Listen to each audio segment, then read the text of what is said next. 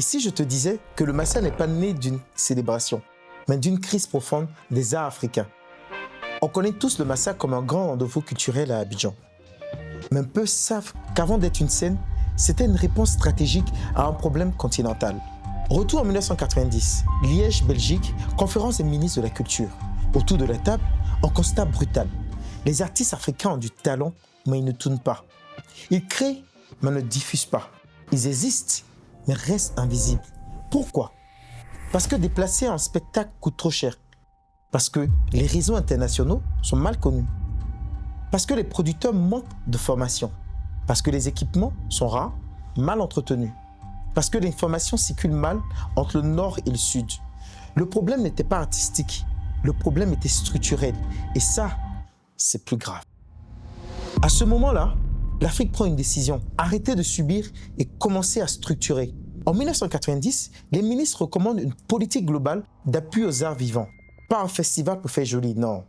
Pas un événement symbolique, une stratégie. 3 axes clairs. 1. Structurer les organisations professionnelles. 2. Former au métier du spectacle. 3. Produire et diffuser des œuvres. Et cette stratégie va donner naissance à un outil concret. Alassane Ouattara est Premier ministre. Henriette Dagué-Diabaté est à ses côtés. Le marché des arts du spectacle africain est officiellement lancé. Le Massa. Mais attention, ce n'est pas juste un festival, c'est un marché. Un lieu où les artistes rencontrent des diffuseurs. Un espace où les carrières se construisent. Un endroit où l'Afrique négocie sa place dans les circuits internationaux. En 1998, le Massa devient un programme international de développement des arts vivants. En 1999, il devient une structure indépendante basée ici à Abidjan.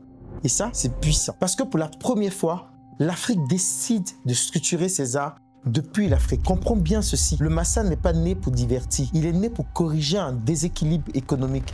Il est né pour créer des opportunités. Il est né pour donner aux artistes africains un pouvoir de négociation. Et ça change tout. Parce qu'un artiste talentueux, sans structure, reste un artiste fragile.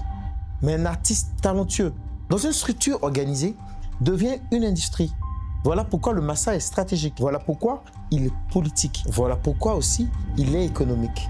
Et si tu comprends son origine, tu comprends sa puissance. Ici commence la route du Massa.